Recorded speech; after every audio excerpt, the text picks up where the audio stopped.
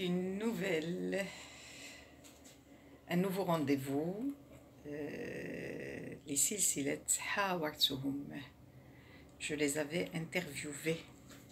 Et aujourd'hui, je vais parler de son excellence, Monsieur Sin Doyle, que j'avais interviewé en 2010. Monsieur Sin Doyle a été nommé ambassadeur, chef de la délégation de l'Union européenne au Maroc. Et le contexte de mon interview, ou le cadre dans lequel je l'avais interviewé, c'était dans le cadre d'une revue qui s'appelait Eurostratégie. À l'époque, j'étais correspondante de Eurostratégie au Maroc.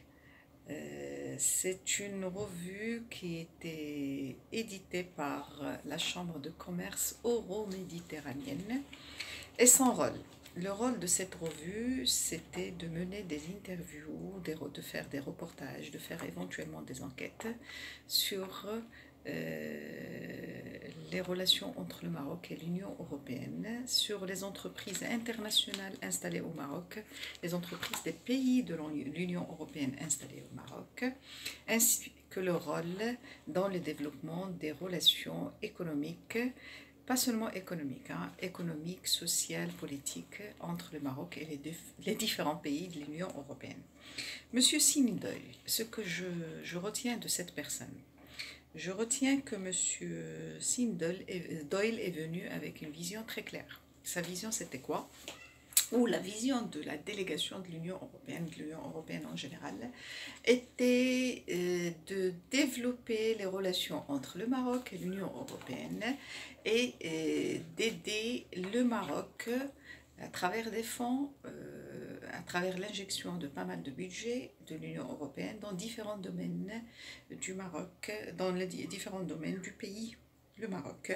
Monsieur Sin Doyle, il avait insisté lors de son interview sur le fait que l'intervention de l'Union européenne n'était pas seulement une intervention limitée au domaine entrepreneurial ou limitée au domaine c'est-à-dire économique.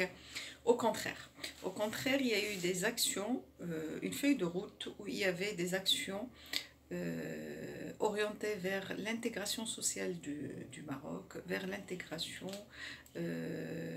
aussi politique du pays. Et là, on retient un point très important, c'est que en 2010, on a commencé, il est venu avec ce programme de l'AMO, de l'assurance maladie obligatoire. Il est venu avec aussi la réforme portuaire. D'ailleurs, dans ce cadre, je vais présenter ça dans une autre édition. J'avais interviewé le responsable de la délégation de l'Union européenne en charge de faciliter la réforme portuaire. La réforme portuaire pour laquelle je vais faire, c'est-à-dire sur laquelle je vais faire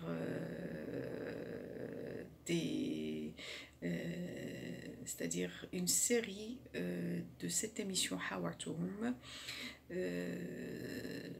du fait que j'interviens toujours au niveau portuaire, mais depuis 1995.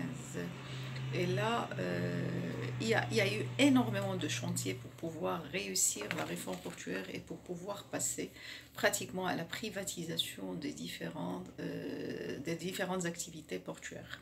On en parlera, j'en parlerai par la suite. Monsieur Sin Doyle, je le répète, ambassadeur, chef de la délégation de la Commission européenne au Maroc, a permis de détailler un petit peu cette relation entre le Maroc lors de son interview, je le répète, lors de son interview, de détailler la relation entre l'Union européenne et le Maroc, c'est-à-dire d'insister sur l'introduction ou beaucoup plus l'intégration du Maroc dans la zone MENA, le lancement des chantiers à connotation sociale et aussi à connotation, c'est-à-dire liée même c'est-à-dire à l'enseignement, et aussi à l'introduction, c'est-à-dire à je peux dire, à l'introduction de la formation, de l'éducation dans les zones les plus lointaines, notamment au profit des filles issues du monde rural. C'est une personne très dynamique, c'est une personne qui a accéléré les réformes entre le Maroc, c'est-à-dire les réformes qu'il a appelées lui maroco-marocaines. Et c'est une personne, et je vais lire pratiquement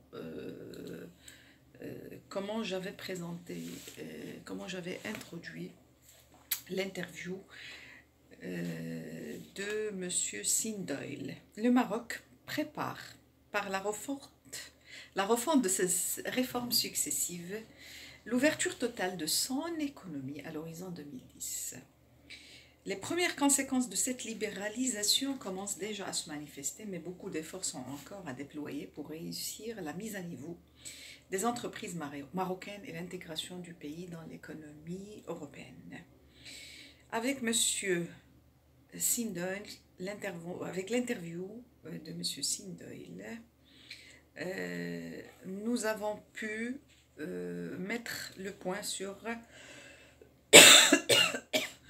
l'accélération des réformes et aussi l'accélération des décaissements de l'aide communautaire dans les secteurs prioritaires.